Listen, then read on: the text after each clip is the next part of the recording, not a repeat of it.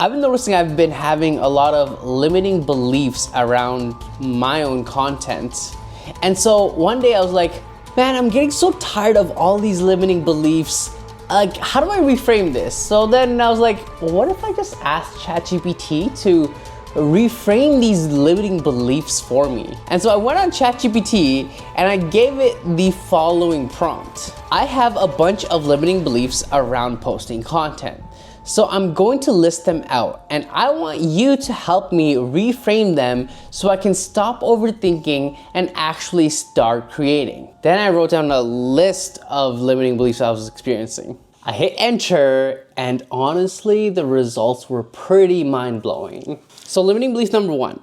I used to think that to make good content, I always had to do something interesting. I'd scroll through social media and see all these people going on these extravagant trips, doing these crazy stunts, pulling off these hilarious pranks, doing the wildest game shows, craziest vlogs. And honestly, that really intimidated me. And it made me feel like if I wasn't doing anything crazy or just insane, then I'm not personally worthy of making content. But then something started to shift. I realized that it's not what I'm doing that makes the content interesting. It's how I see what I'm doing.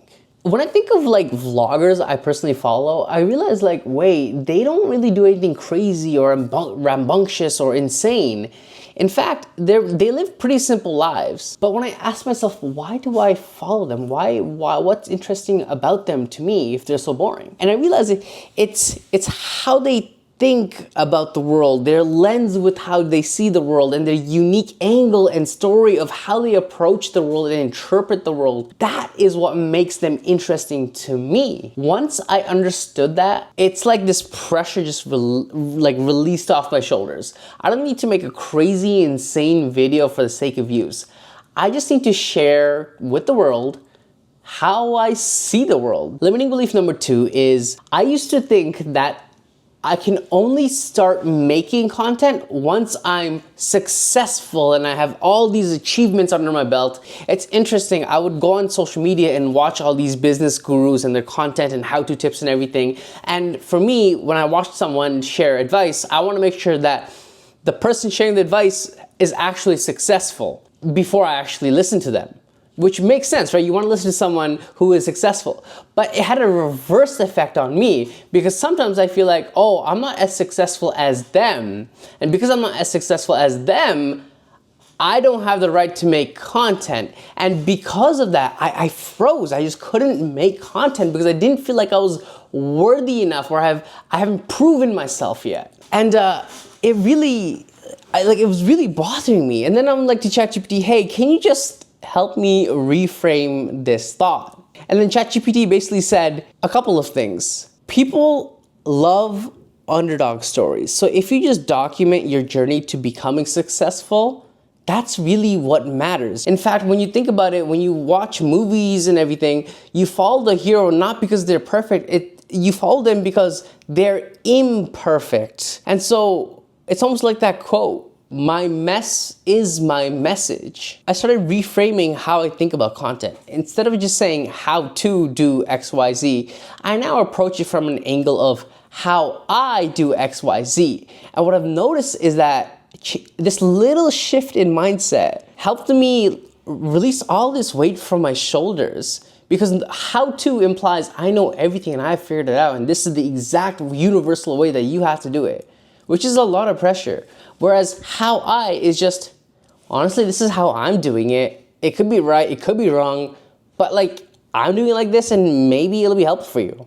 It's so much more relieving than having all that stress of being this perfect person who has it all figured out. Okay, this is a big one.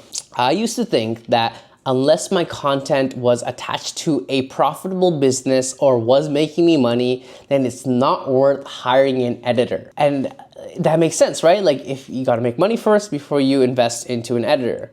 But then I asked ChatGPT, like, do you think I'm overthinking this? Can you reframe this in a different way? And what it gave me was so interesting. And it said basically a few things. Number one is that, people pay for fitness trainers, or they pay for cameras, or they pay for like coaching and education, or they pay for laptops, right? This is all money. It costs you money, but they don't do it because it's supposed to return money in the end of the day. They do it because it feels aligned to the person that they want to become. So what's the difference between investing in a fitness trainer versus investing in a video editor? It's the same thing, right? You're doing it because you want to feel aligned to the person you want to become. The second thing it told me was that my thinking that my content has to be attached to a profitable business implies that content is a business game. And once it told me that, oh, you're seeing content as a business game, I was like, oh, I am seeing it like a business. Wait, content doesn't need to be a business. It can just be me documenting and sharing my journey and everything. It doesn't have to be this like systematized, automated, ROI revenue producing thing. No, it can just be something I just like to do. Even like a hobby. It can be like a hobby. And I can spend money on a hobby. I mean, if your hobby is going to the gym and lifting weights, you probably spend money going to the gym lifting weights. Why do I have to businessify this whole thing? Here's the last thing ChatGPT helped me reframe. You see, I've always seen content as how-to content, right? I'll go on YouTube, I'll scroll through videos, and it's always like how to do this, how to do that, how to be productive, how to be profitable, how to be, make money, how to do, like, it's always how to, like advice. And because I was so deep in this feed and black hole of how to advice, I kept thinking that content had to always be a lesson, advice, a teaching of some sort. And so anytime I make content, it was from a place of like teaching and educating, which isn't bad necessarily, but I felt so boxed in. Like I always have to teach, really?